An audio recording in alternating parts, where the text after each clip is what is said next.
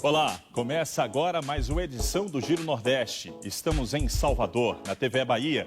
Você também pode acompanhar o programa nas emissoras parceiras em todos os estados da região Nordeste e em 2 estados do Sudeste.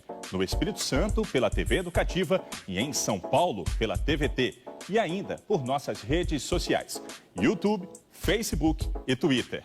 A nossa hashtag, anote aí, é Giro Nordeste. Sejam bem-vindas e bem-vindos. O convidado do programa de hoje é o governador de Pernambuco, Paulo Câmara.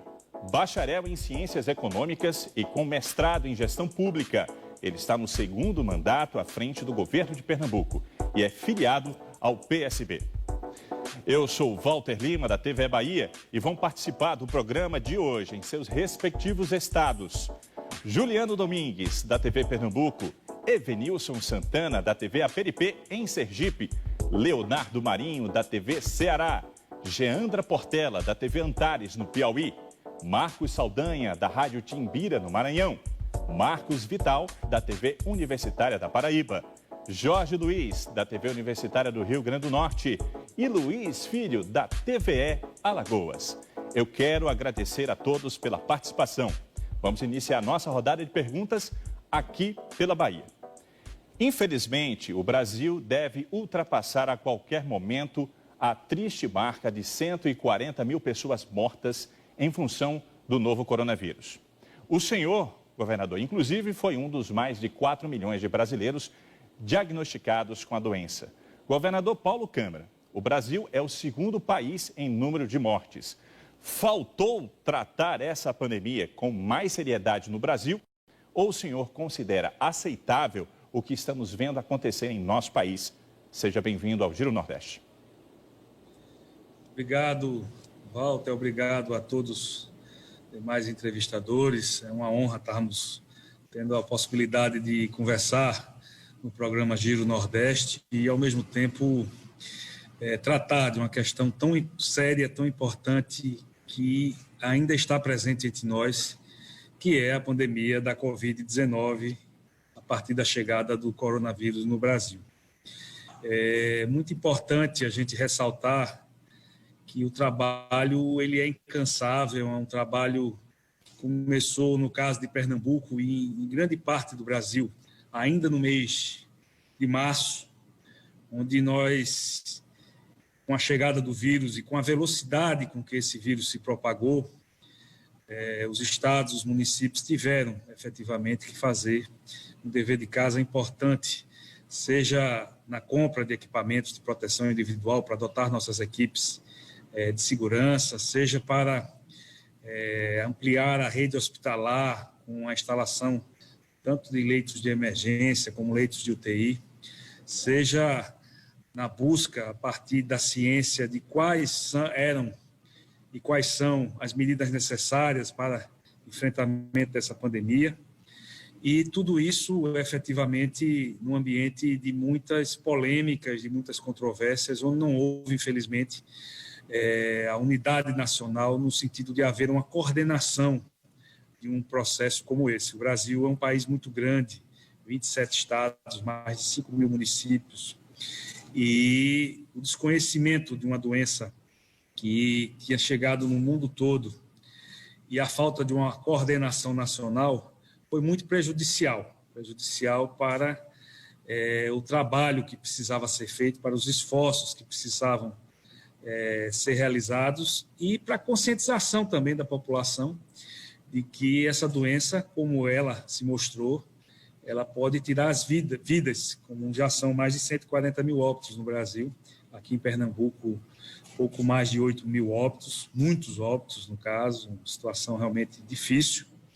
E a falta de unidade nacional, de coordenação por parte do governo federal e, ao mesmo tempo, muitos discursos negacionistas que nós ouvimos de várias autoridades federais, isso foi muito prejudicial para o processo que os estados e que os municípios tiveram que se colocar e que ir para frente nesse primeiro momento, e que ainda hoje é motivo de muitas polêmicas. O vírus ele continua circulando, continua a gerar óbitos, continua a gerar contaminação, Nós estamos no processo de reabertura dentro do novo normal, mas é muito importante que a população tenha consciência da necessidade de não aglomerar, de usar máscara, de manter a distância social, de seguir os protocolos, de se valer de um processo de higienização.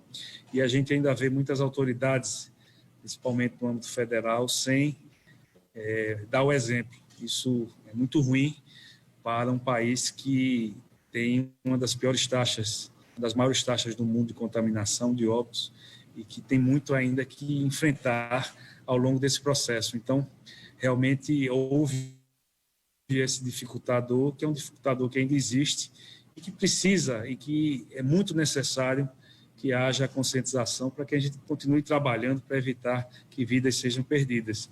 Vidas não se recuperam, as outras questões se recuperam. Então, isso precisa ainda ser motivo de muita conscientização da população e que o vírus ele está presente e que vidas estão sendo, infelizmente, retiradas por ausência, muitas vezes, de cuidado que poderiam ser feitos.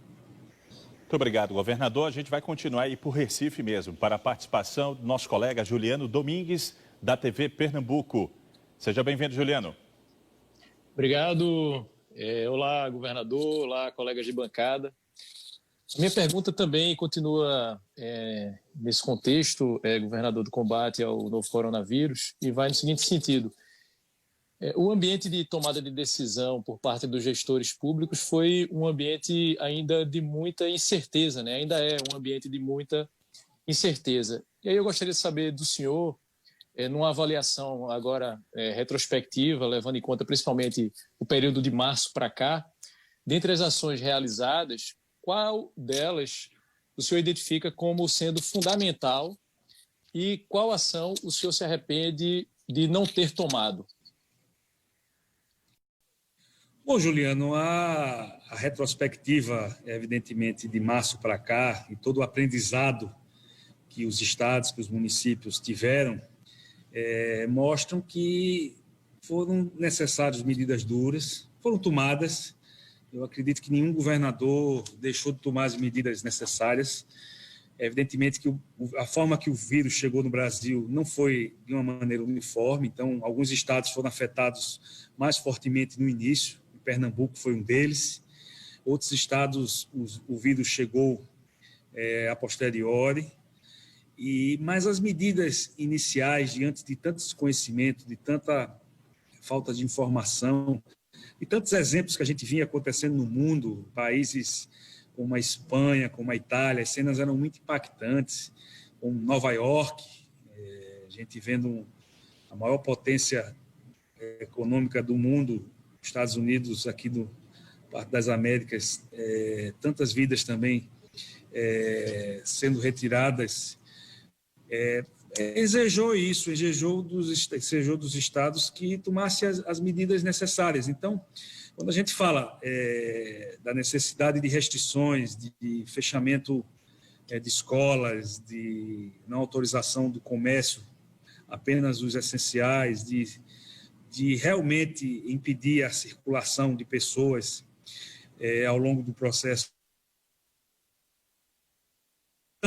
Evidentemente, se a gente fosse voltar atrás, a gente poderia ter dado uma dosagem diferente. No caso de Pernambuco, o momento de maior gravidade na região metropolitana do Recife ocorreu nos meses de abril e maio. No Agreste, no Sertão, o vírus chegou um pouco depois. E nós tomamos medidas uniformes de fechamento dos serviços em todo o estado.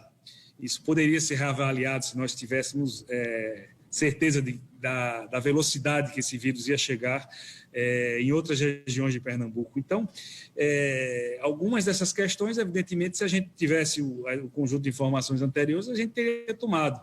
Mas que não é o caso, o processo da forma que veio, o conjunto de informações da forma que chegavam, o negacionismo que a gente viu de muitas autoridades federais em relação ao problema em si, mostra que os estados tomaram as medidas certas de segurar o crescimento da curva no momento inicial, de haver condições de uma preparação para a contratação de equipamentos que precisavam ser comprados, de equipamentos de proteção individual, de preparar a população para que ela tivesse que usar as máscaras, da conscientização da necessidade do distanciamento, de não aglomerar, tudo isso ajudou a termos condições de montar, no caso de Pernambuco, cerca de 900 leitos de UTI, foram feitos aqui só para a Covid-19, os leitos de emergência também, que montamos em todas as regiões. Então, esse retardo aí que nós conseguimos no processo inicial, ele com certeza salvou muitas vidas. Trouxe prejuízos econômicos? Evidentemente que trouxe, é só ver os números, a atividade econômica paralisou em todo o país, mas se nós estamos também tendo êxito agora na retomada, isso é fruto das medidas que foram tomadas lá atrás. Então, há pouco o que se arrepender. Pelo contrário, se fosse voltar atrás pelo conjunto de informações, acredito que tomamos as medidas certas. Agora, isso serve de aprendizado para o futuro, para as pandemias, para a população em si. Os hábitos que nós estamos incorporando no nosso dia a dia e os cuidados que estão sendo tomados agora nesse novo normal, eles são fundamentais para o futuro. Então, enquanto não houver vacina, enquanto não tiver uma medicação com eficácia comprovada, nós temos que continuar a ter toda a cautela. O vírus continua a circular em todas as regiões do país, não podemos dizer que nenhuma região está imune. Aqui em Pernambuco, só Fernando Noronha, a gente pode dizer que deu 100% de livre da Covid-19, mas tivemos que fechar a ilha também. E a ilha passou mais de 4 meses sem receber ninguém de fora, apenas os moradores. Então, são medidas como essa que mostram que fazem a diferença e que a gente tem que lamentar as vidas perdidas, não as medidas que foram tomadas, porque elas foram necessárias, apesar de muito duras, mas que foram necessárias para a gente estar enfrentando da forma que a gente enfrentou essa pandemia que continua presente em todo o território nacional. Muito obrigado. Seguimos agora para Aracaju, capital de Sergipe. É a vez de Evenilson Santana, da TV Aperipê, fazer a pergunta ao governador Paulo Câmara. Seja bem-vindo, Evenilson. Obrigado, Lavalter, governador, demais colegas e o público que nos acompanha. A pergunta é a seguinte, governador, com base no que o senhor explicou, né, estamos aí há pouco mais de 8 mil mortes. Isso, sem dúvida alguma, é um peso extremo para a sua administração. Ninguém quer isso. Aqui em Aracaju, em Sergipe, a gente está fechando quase 2 mil mortes. Proporcionalmente falando, são vidas que se vão e isso tem esse peso que eu falei, independente da quantidade. São vidas, inevitavelmente são vidas. O senhor falou de retomada da economia, sobretudo a ilha de Fernando de Noronha. Como é que o senhor sentiu esse impacto, essa cobrança? Aqui não foi, né, tão diferente, mas aí proporcionalmente falando, deve ter sido maior. Como é que o senhor acabou reagindo diante de tudo isso? E se o senhor se arrepende também de ter feito alguma coisa que poderia ter feito diferente nesse caso, da negociação com os setores e principalmente esse impacto econômico que deve ter sido gigantesco até onde a gente pôde acompanhar? Bom, Evenilson, é uma realidade que existe, que está presente. O plano de retomada, no caso de Pernambuco, ele foi está sendo um plano muito conservador. Mas a gente entende que esse conservadorismo ele é fundamental porque estamos falando de vidas.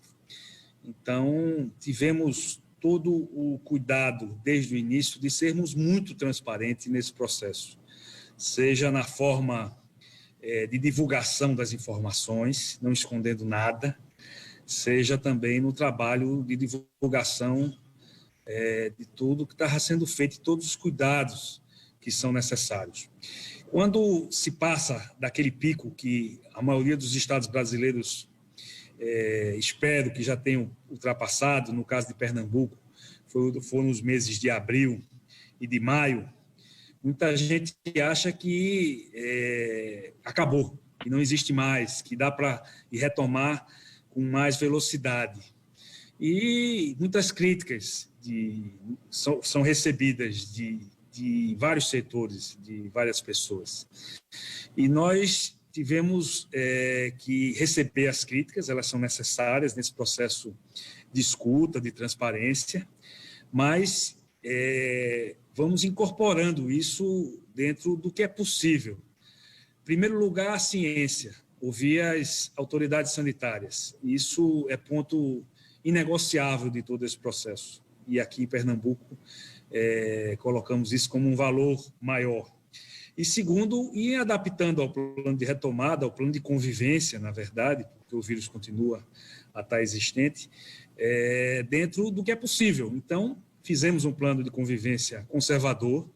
Muitas pessoas criticam que podia ser mais rápido.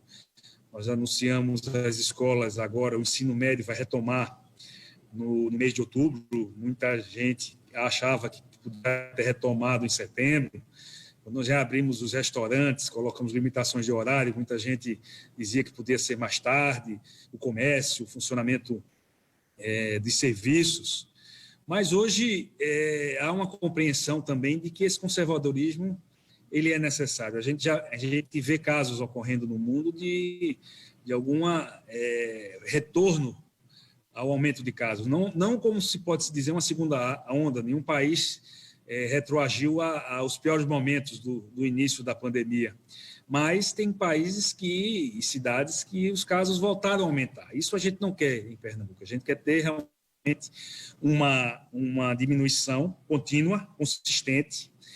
É óbvio que se tivéssemos condição de manter todo mundo em casa, esse vírus teria passado mais, a redução seria maior, mas quando a gente fez o plano de convivência, a gente já pensou na diminuição dos casos, em salvar vidas, e sabendo que isso ia provocar também que essa diminuição fosse menos rápida, e é o que está ocorrendo. A gente tem ainda muitos casos, muitos óbitos diários que são divulgados, mas o importante no nosso acompanhamento diário e semanal e da tomada de decisões é que isso seja dentro do planejamento e que não haja repique, ou seja, nenhuma região volte a crescer. E não está acontecendo aqui, todas as regiões estão diminuindo. Então, isso nos dá a segurança de continuar a seguir o plano de convivência, a fazer o que precisa ser feito. Agora, não vamos, de maneira nenhuma, deixar de que essa forma gradual, devagar, podemos dizer assim, tomando medidas, verificando o resultado dessas medidas, seja ao longo de 10 dias, de 15 dias, mas isso é fundamental. Então, quando tivermos tomando as medidas, as aberturas, e nesse acompanhamento que nós fazemos no período de uma semana, 15 dias, os números continuarem a confirmar a tendência de queda, a gente vai aumentando a progressão. E isso é que nós vamos continuar a fazer, mesmo ouvindo muita crítica, ouvindo setores que acham que pode ser mais rápido, mas essa forma de pensar e de fazer, nós colocamos isso de maneira muito clara à população e estamos seguindo a risca. E vamos continuar ouvindo a ciência, ouvindo a academia e tendo uma expectativa positiva de que essa vacina possa chegar aí de maneira mais rápida, porque isso aí vai ser o ponto de inflexão maior. A partir do momento que tivermos vacina com eficácia comprovada, e é muito importante também o governo brasileiro ter a consciência que, independente de quem está fazendo a vacina, o importante é ter a vacina. Se ela tiver os atestos dos órgãos responsáveis, não vamos ter preconceito se ela é fabricada no país A, B ou C. O importante é ter a vacina e que essa vacina possa chegar a todos os brasileiros. Então, é dessa forma que a gente vai continuar a atuar aqui em Pernambuco e, pelo que eu tenho acompanhado, seja dos meus colegas governadores do Nordeste, com quem eu converso mais, mas seja com os demais governadores, todos estão tendo também as cautelas necessárias, o conservadorismo necessário, mas isso aqui é fundamental para que a gente não tenha surpresas e que essas surpresas não sejam fruto de perder vidas. Isso é que a gente não pode deixar acontecer. Vamos girar. Temos muitos assuntos para tratar com o governador de Pernambuco, Paulo Câmara. A gente segue agora para Fortaleza. Quero chamar Leonardo Marinho, da TV Ceará. Seja bem-vindo, Leonardo. Obrigado, Walter. Olá, governador Paulo Câmara. Governador, no início da semana, o seu governo, o senhor, anunciou a retomada aí das aulas presenciais para o ensino médio aí no estado, né? Justamente no momento em que a gente teve a notícia do IDEB, né, onde o Ceará e Pernambuco foram muito bem. Queria saber do senhor o baque dessa pandemia no ano letivo, né? Muitos especialistas consideram um ano perdido para a educação. Queria saber do senhor o tamanho desse baque para o ano letivo, considerando que o ensino fundamental, o ensino infantil, ainda não vai ser retomado em outubro como o ensino médio aí no seu estado.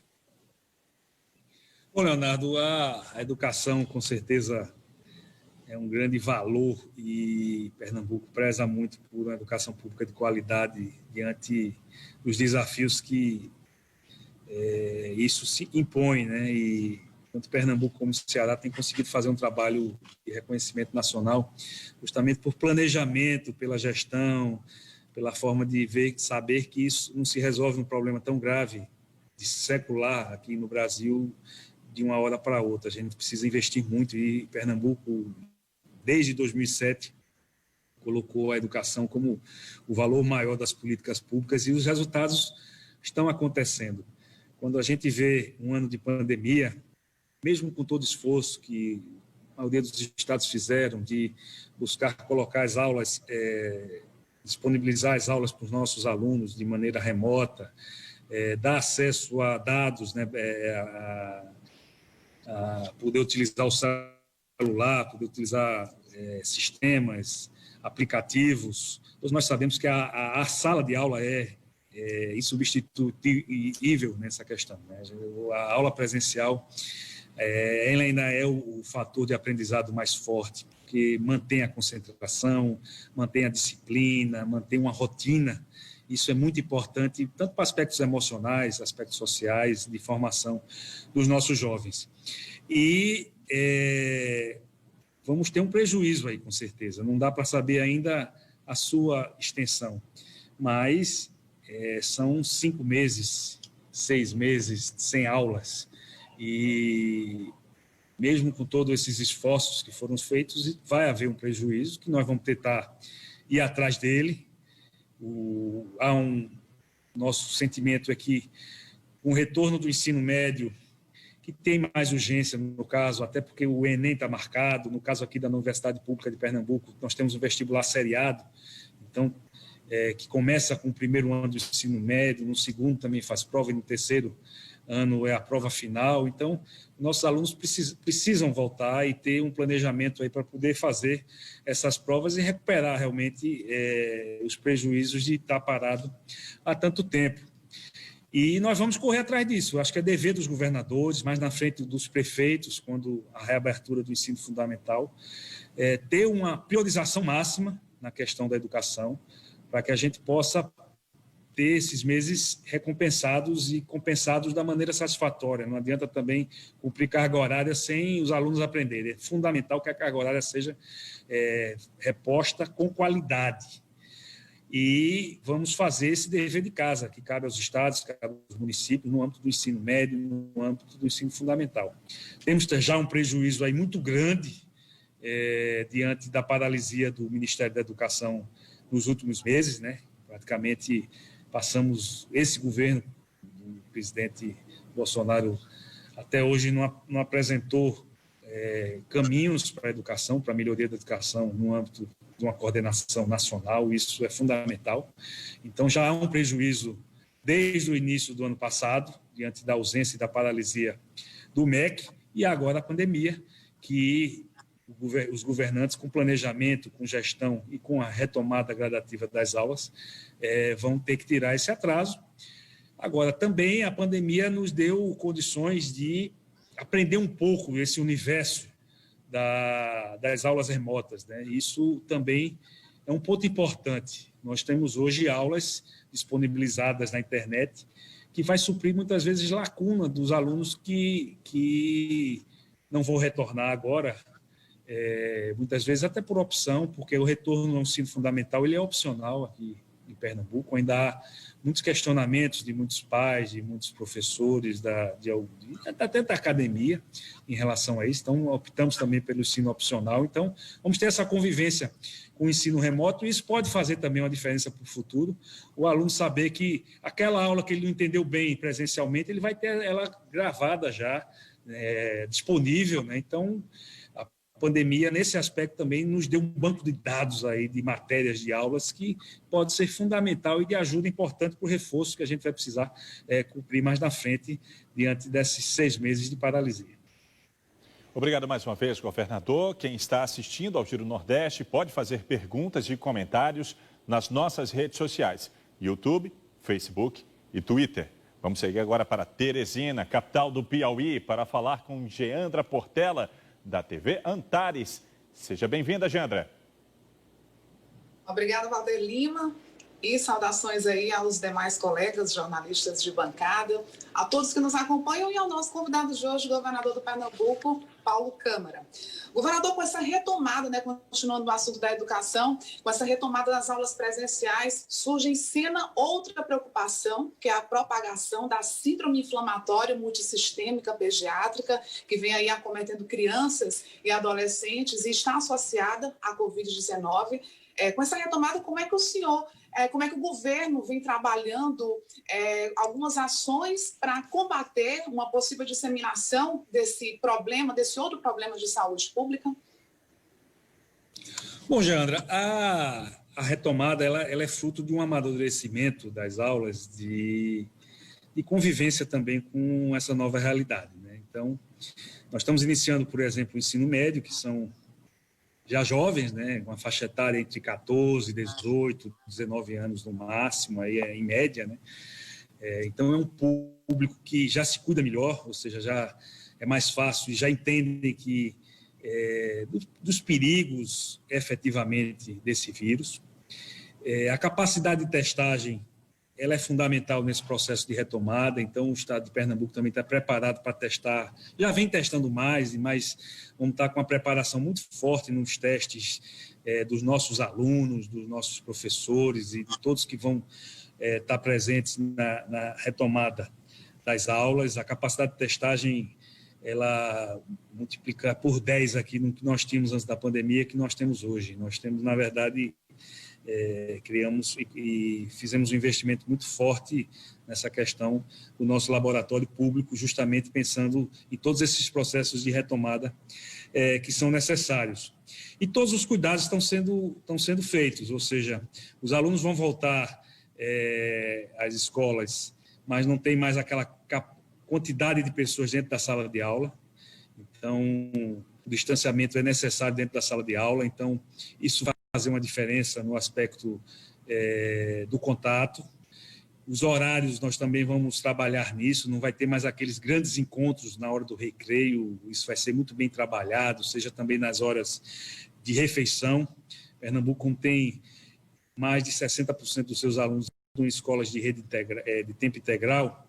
Isso, o cuidado também do convívio, ele vai ser muito bem trabalhado também. O uso de máscara é obrigatório e, caso haja efetivamente algum tipo de caso ou de retomada, isso vai estar devidamente mapeado. Então, já há protocolos também de isolamento daquela turma, caso alguém apareça com a Covid-19 no âmbito das nossas escolas. Todo um protocolo também de cuidados para que esses alunos que tenham contato com o vírus, eles não propaguem mais. Então, isso está bem pensado também para essa retomada.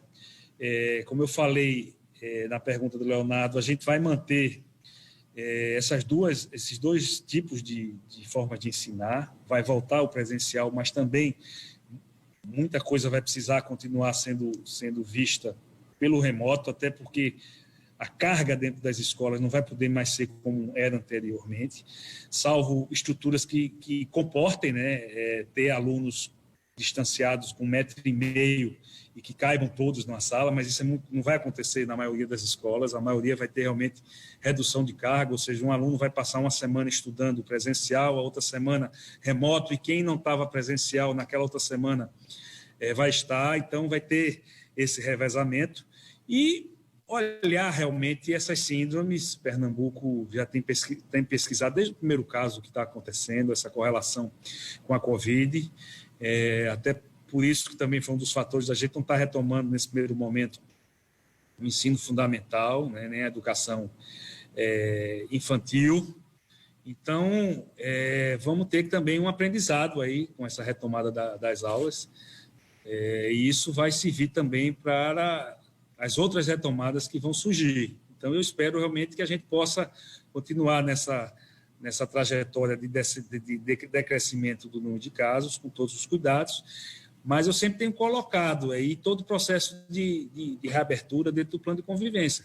Caso haja um retorno, um incremento específico do número de casos, nós vamos voltar também a tomar medidas duras. Isso também não vamos deixar de fazer o que for necessário. Então, caso haja algum tipo de comprometimento da segurança dos nossos estudantes, evidentemente que as medidas vão ser tomadas de imediato para que não haja nenhum perigo que esse retorno às aulas possam provocar, seja a saúde dos estudantes, seja a saúde dos seus familiares. Pois bem, ainda temos a participação de mais 4 estados e seguimos a rodada de perguntas ao governador de Pernambuco, Paulo Câmara. Vamos a São Luís, no Maranhão, para falar com Marcos Saldanha, da Rádio Timbira. Seja bem-vindo, Marcos. Bom, olá, saudação a todos que nos assistem, que nos ouvem, né, aos colegas também que estão participando aí dessa conversa, desse bate-papo, e ao governador também. Bom, a gente percebe na trajetória política alguma similaridade entre o senhor e o governador Flávio Dino, governador aqui do Maranhão, tanto na questão política, mais à esquerda, no Nordeste, quanto na questão da gestão. Ambos foram eleitos, né, em 2014, reeleitos em 2018, e Pernambuco tem servido de inspiração, por exemplo, na educação. Aqui no Maranhão foi implantada há pouco tempo a escola de tempo integral, com uma diferença da questão do ensino profissionalizante integrado. E eu queria que o senhor comentasse um pouco mais exatamente sobre essas similaridades, essa relação aí Pernambuco-Maranhão, e sobre também a questão da educação, né? Esse modelo que tem dado certo aqui, mas que ainda é recente. Como é que vocês que já fazem já há algum tempo, Pernambuco que já adota há algum tempo, como é que vocês têm colhido esses frutos? Que avaliação o senhor tem feito aí com os resultados e os impactos na educação dessa escola de tempo integral? Bom, Marcos,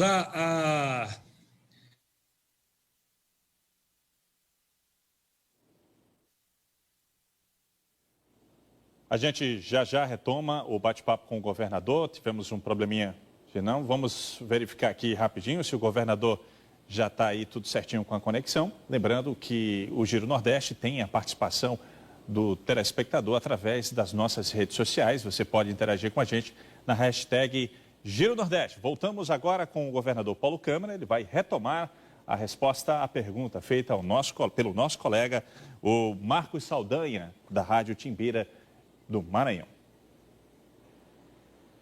Bom, obrigado, Walter. Espero que agora o sinal tenha sido restabelecido, porque a pergunta do Marcos ela tem um aspecto importante em relação à região Nordeste e ao futuro e ao nosso trabalho aqui como uma região integrada, né? Eu tive a satisfação de ser eleito governador em 2015 e ser reeleito em 2018. E vários dos colegas dos estados nordestinos, se não me engano, 7 colegas foram reeleitos, e estamos com uma trajetória de muita unidade, de muito diálogo, de muita conversa com todos que fazem a região Nordeste. É uma integração muito forte que resultou também de maneira oficial, já que já existia um consórcio, uma aproximação muito forte dos estados, mas com a criação formal do consórcio Nordeste, a gente conseguiu realmente integrar cada vez mais e buscar ações conjuntas que façam a diferença dentro do futuro da região Nordeste e do futuro e da contribuição que a região Nordeste tem a dar e tem dado ao Brasil. É uma região muito desigual, é uma região que tem 28% da população e menos de 14% do PIB. E não existe uma política, Marcos, para enfrentamento à desigualdade social que não parta de um alicerce de capacitação, ou seja, de educação pública que chegue a todos, que possam fazer a diferença na formação das futuras gerações de nordestinos para atuar nessa diminuição desse processo de desigual que é secular, ou seja, a desigualdade que não se iniciou agora, que já existe de muito tempo. E esse trabalho integrado dos governadores dos estados nordestinos, ele resultou realmente em muita troca de experiência. E Pernambuco tem uma experiência desde 2007, que começou pelo ex-governador Eduardo Campos, no tocante à educação. Pernambuco tinha as últimas colocações no IDEB, que media a qualidade, que mede a qualidade da educação pública. Nós éramos os estados das piores colocações nacionais e em 2017 nós tivemos, em 2016 nós chegamos à primeira colocação no ensino médio. No IDEB atual nós estamos em terceiro, mas sempre crescendo, ou seja, sempre melhorando a nota a cada medição, com taxas de aprovação muito altas, com taxa de abandono escolar, que é a menor do Brasil, apenas 1% dos alunos que entram no ensino médio aqui em Pernambuco não terminam. Então, isso serve e serviu de inspiração, está servindo de inspiração para muitos estados dentro desse processo de integração. E o Maranhão, muitas conversas, como a gente também conversa com todos os governadores, está de parabéns aí por estar apostando que isso é que vai fazer a diferença, e é verdade. É com a educação pública de qualidade que nós vamos estar preparados para esse futuro desafiador.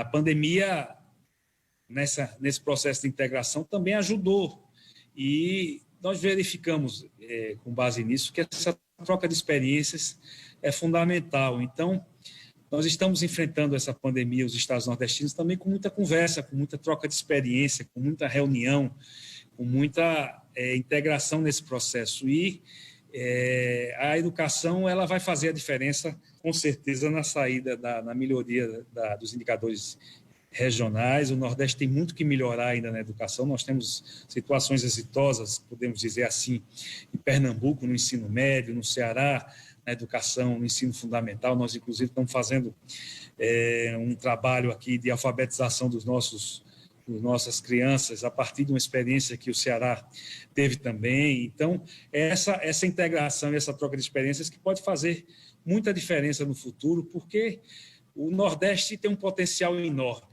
O Nordeste tem uma população, um povo incrível, que, quando é dada as oportunidades, se dá respostas muito rápidas, se dá retornos que impressionam a todos que conhecem a realidade aqui dos estados do Nordeste. Então, é apostar na nossa gente, é continuar trabalhando para melhorar a infraestrutura, a qualificação, ter uma política integrada que possa fazer com que não exista disputa entre estados, mas que exista ações conjuntas de ganha-ganha na atração de investimentos.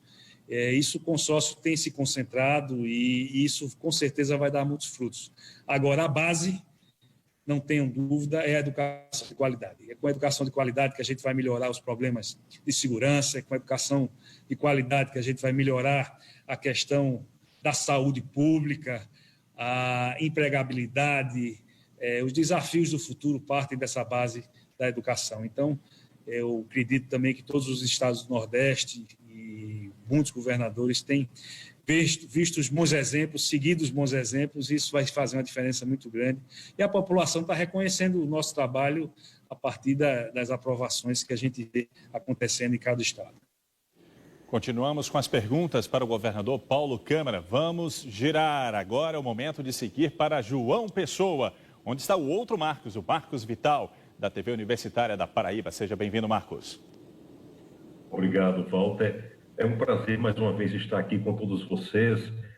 Gostaria de agradecer a todos que nos ouvem, nos assistem, e também aos colegas de bancada que hoje estão participando do Giro Nordeste, e ao governador Paulo Câmara por sua presença. Governador, há alguns dias, nesse mês de setembro, o governo do estado de Pernambuco fez uma revisão no número de casos de contaminados pela Covid-19. E isso provocou um aumento substancial no número de mortos.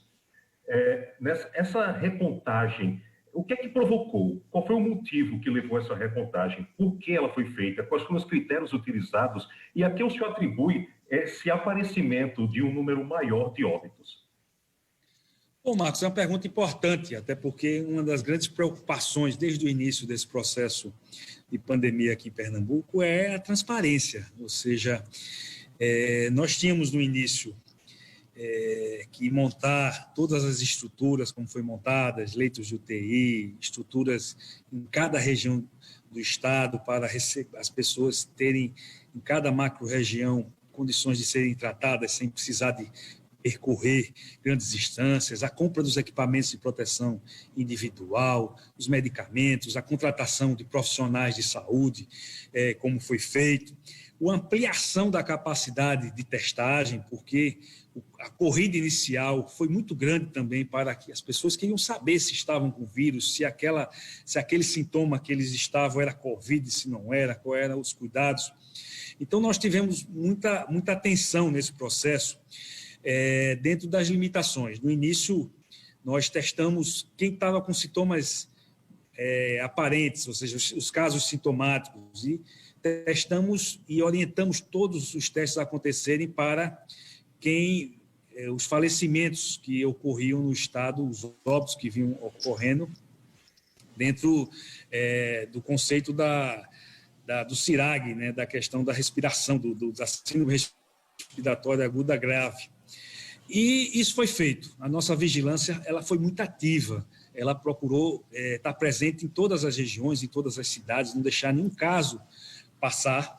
Mas, infelizmente, diante das atribuições, diante da correria, e a gente compreende isso, e no âmbito de cada município também, que precisou se preparar, no âmbito das suas realidades, ocorreu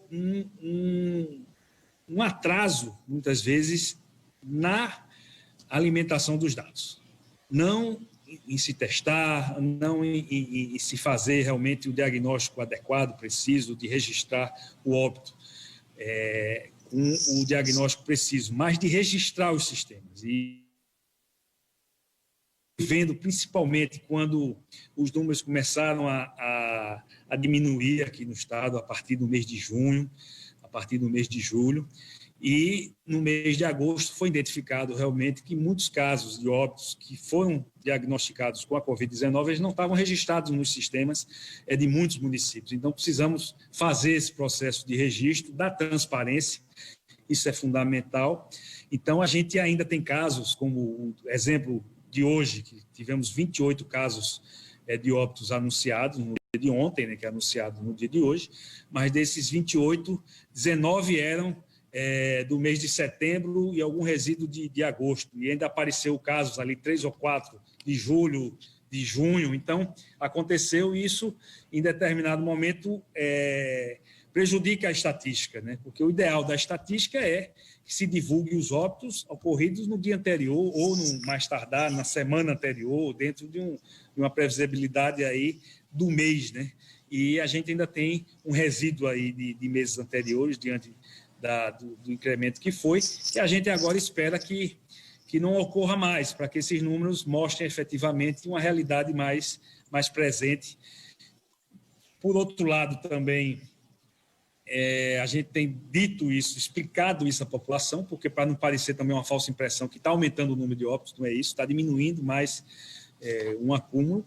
Agora, também mostra que o que nós passamos, principalmente no período de abril e maio, foi muito mais rigoroso do que a gente já anunciava. Já foi uma situação muito difícil que foi anunciada, mas é uma situação mais difícil ainda diante dos números de óbitos, que em Pernambuco foi muito alto, está muito alto, vai continuar a crescer de uma maneira menor, e isso a gente vai sempre mostrar da forma transparente que precisa ser mostrado e sem esconder nada. O importante, eu acho que também está de parabéns os governos estaduais, aqui no Nordeste que eu acompanho mais, porque a transparência foi uma tônica presente no discurso de cada um dos governadores, e isso deu uma credibilidade, né? Uma credibilidade principalmente nos boletins, nas informações.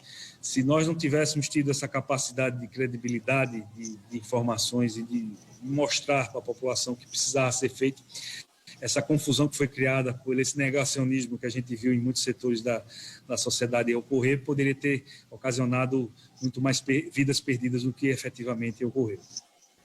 Esse é o governador Paulo Câmara de Pernambuco, lembrando que o Giro Nordeste também está passando ao mesmo tempo, simultaneamente, na Rádio Educador FM, aqui na Bahia, pela frequência 107,5 FM. A nossa hashtag, para quem quiser fazer perguntas e comentários, é Giro Nordeste. Agora vamos a Natal. Quero chamar Jorge Luiz, da TV Universitária do Rio Grande do Norte. Seja bem-vindo, Jorge. Boa noite a todos e todas. Boa noite, governador. Na verdade, eu sou um pernambucano morando em Natal, né? sou do interior de Pernambuco, Caruaru, e minha pergunta vai se remeter ao interior do estado. Governador, a organização da rede hospitalar ficou focada apenas na capital e região metropolitana, ou também vocês foram feitos investimentos, né, no Agreste e Sertão de Pernambuco? Bom, Jorge, nós tivemos esse cuidado. Lógico que no início da pandemia ela ficou muito concentrada na região metropolitana no Recife, que é uma região que, historicamente, por ter mais a população, a grande concentração da população do estado de Pernambuco, 42% é na região metropolitana do Recife. Então, o sistema de saúde, felizmente, estava mais preparado para dar respostas a essa pandemia nessa região. E isso foi fundamental para que não faltasse assistência. O vírus se proliferou na região metropolitana do Recife muito rápido, seja por uma questão de logística, né? Recife, a região metropolitana, como Pernambuco é um centro logístico do Nordeste, praticamente tudo passa por aqui, seja na área rodoviária, de logística, de distribuição, seja também na parte aérea. Então, nós montamos as estruturas iniciais com mais força aqui na região metropolitana, ampliamos a nossa capacidade de atendimento, requisitamos hospitais que estavam fechados, nós reabrimos a partir de uma administração pública. As prefeituras também da região metropolitana cumpriram um papel importante. O Recife, que foi a cidade mais afetada, fez 7 hospitais de campanha, só para você ter uma ideia da dimensão do esforço que foi colocado aqui na Prefeitura do Recife. E planejamos também a expansão da rede e a abertura de leitos de UTI, de leitos para cuidar de pacientes de Covid, em Caruaru, que é a macro-região que cuida do Agreste, e no Sertão de Pernambuco. Criamos também estruturas em Serra Talhada e em Petrolina. Pelo destino, a velocidade do vírus demorou mais para chegar em Caruaru e no Sertão, então deu mais tempo para a gente preparar. O hospital, no caso, seja o regional do Agreste, seja o Mestre Vitalino e Caruaru, eles receberam, junto com as unidades de pronto atendimento, receberam pacientes de Covid, e nós mais do que dobramos o número de leitos de UTI em Caruaru, que atendeu todo o Agreste. Aceleramos as obras de um hospital em Serra Talhada, que é o Hospital Geral do Sertão, o governador Eduardo Campos. Ele foi inaugurado, antecipamos a sua inauguração, justamente para atender pacientes da Covid. Depois que passar essa pandemia, ele vai ser uma grande referência para a média e alta complexidade do sertão pernambucano. E também montamos uma estrutura forte em Petrolina, que pega todo ali o sertão do São Francisco e atende também o sertão e também uma parte ali de divisa com Bahia, Juazeiro, aquela região ali do São Francisco pernambucano, das cidades à margem do Rio São Francisco. Então, fizemos realmente um trabalho de interiorização muito forte, com abertura de leitos de UTI, com abertura de leitos para tratamento de Covid, e são estruturas que vão ajudar aí também o futuro das cidades. Isso teve esse componente positivo, apesar de que, evidentemente, que nós não gostaríamos de passarmos todo o sufoco de saúde sanitária que nós estamos passando, mas esse cuidado regional foi muito importante e, com certeza, ajudou a salvar, diminui distância, mais tempo é possível se atender às pessoas, com certeza a gente está salvando vidas nesse processo. Obrigado, governador Paulo Câmara. Vamos seguir para Maceió, para a participação de Luiz Filho, da TVE Alagoas. Seja bem-vindo, Luiz. Obrigado, Walter. Meus cumprimentos aos companheiros de bancadas. Satisfação falar com o senhor governador, nosso querido vizinho estado aqui de Pernambuco. Governador, Pernambuco vai liberar festas, casamentos, shows, peças de teatro e também cinemas a partir da próxima segunda, dia 28.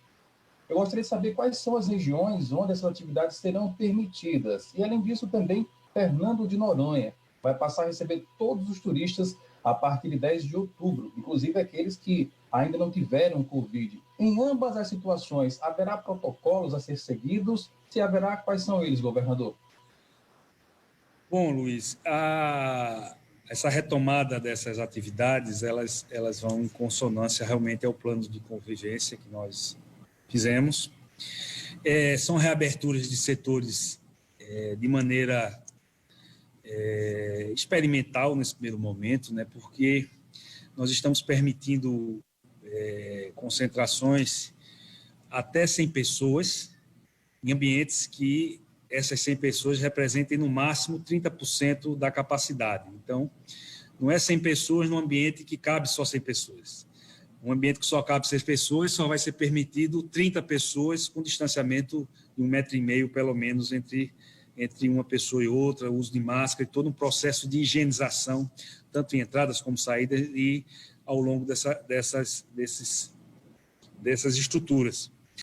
E em atividades econômicas, que realmente foram as primeiras a serem fechadas e que estão sendo as últimas, pelas suas características, a serem retomadas. E dessa forma, com muita priorização nos cuidados. Então, isso vai se iniciar agora, a partir da próxima semana, na região metropolitana, que é uma região que está mais avançada em relação ao plano de convivência, e a cada etapa, ou seja, a cada reabertura dessa, nós estamos observando as outras regiões. Então, temos previsões aí também para o agreste pernambucano e para o sertão, no mês de outubro, já também poder ser autorizado essas aberturas, seja de cinema, seja de teatro, seja da possibilidade realmente de ter uma reunião mínima quando há um evento como casamento, né, que as pessoas vão ter também que conviver com essa nova realidade, mas com todos esses cuidados. Assim, não há horizonte para as grandes aglomerações como nós víamos antes, isso não há. Enquanto não houver vacina, a gente não vai, infelizmente, ver as grandes aglomerações. Mas tomando esses cuidados, tendo esse protocolo a ser seguido, e cada atividade tem um protocolo, e o setor econômico ajudou nisso, sempre que havia demandas de reabertura de setores econômicos, eles já vinham com os seus protocolos, e esses protocolos eram submetidos às nossas autoridades sanitárias e bem discutido, bem negociado. Então, eu espero que não haja retrocessos.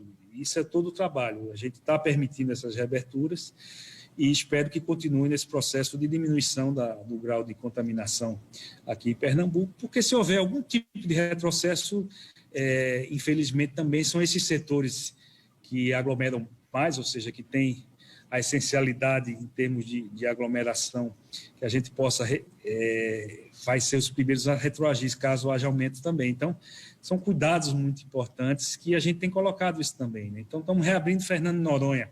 Fernando de Noronha hoje só é permitido o ingresso na ilha de quem já teve, ou quem é morador, que cumpre uns protocolos muito rígidos na ilha. Vamos permitir agora a ida de turistas que testem negativo até 24 horas antes do embarque. Mas, mesmo assim, eles vão ser monitorados na ilha. Então, caso um turista que chegou lá negativado, quando ele volta, ou seja, quando ele pega o avião de volta, ele vai ser testado na saída também. E caso algum dessas pessoas que o exame positivo na sua saída da ilha apresente um exame positivo na saída da ilha, a gente vai ter também todo um protocolo de isolamento das pessoas que ele teve contato lá, porque esse mapeamento vai existir através de aplicativos da onde esse turista andou pela ilha, lógico, de forma totalmente impessoal, não tem identificação, mas a gente vai saber onde aquela pessoa que apresentou um resultado positivo frequentou a ilha e quais são os cuidados que vão ter que ser tomados. Então, é muito bem pensado esse processo de reabertura. Por isso que muitas vezes demora, mas é necessário. A gente, como eu insisto em dizer, a gente não está tratando de questões muito mais caras possível, que é a vida. E vida não se recupera. Então, nesse processo, a vida em primeiro lugar sempre. Obrigado. É hora da pergunta do público do Giro Nordeste. Ana Flávia Nóbrega, da Paraíba, está assistindo a gente pelo YouTube e pergunta o seguinte: a reedição do estado de calamidade pública é uma medida preparatória para evitar uma segunda onda de Covid-19 no estado, governador? Bom, é uma pergunta importante, até porque nós continuamos em calamidade pública, né? Nós continuamos em emergência, nós continuamos com vírus entre nós. O que está acontecendo nesse processo de retomada, de reabertura, de convivência é protocolos novos e a necessidade realmente de todos nos adaptarmos a ele. O uso de máscara chegou, como diz até a meninada, chegou para ficar.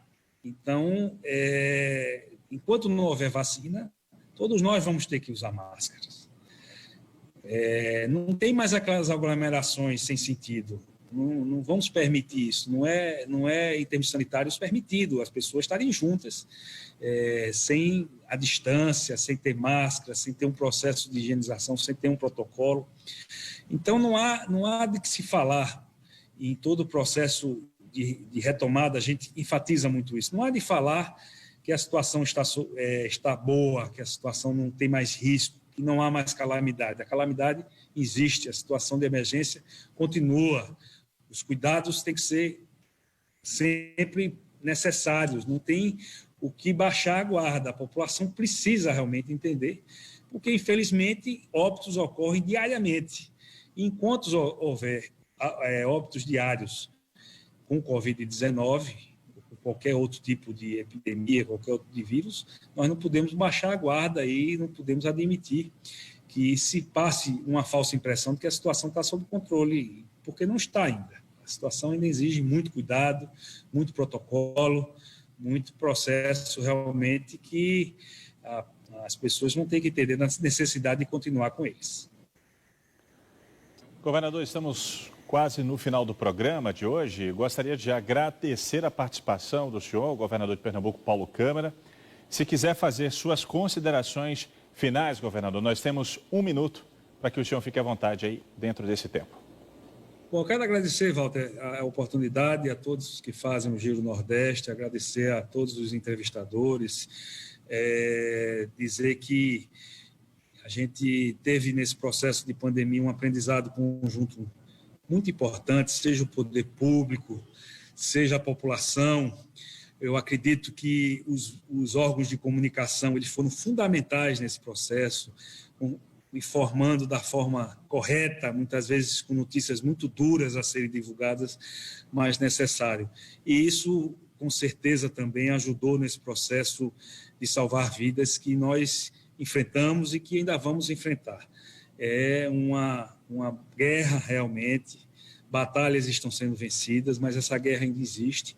Então, é muito importante que os meios de comunicação, que todos que formadores de opinião, como os senhores sejam, continue a alertar a população dos perigos dessa epidemia, de muito que tem que ser feito, de ouvir as autoridades sanitárias. Então, temos um grande trabalho a fazer ainda, mas eu não posso deixar também de reconhecer o esforço de cada um de nós, dos governadores do Nordeste, dos prefeitos e dos meios de comunicação, para que a população tivesse todo o acesso à informação e pudesse seguir aquilo que a ciência manda seguir, e os cuidados como foram tomados e as proteções necessárias. Então, temos muito o que fazer, mas acredito que o caminho a ser percorrido ele vai ser menos tortuoso diante de todas essas ações que nós fizemos.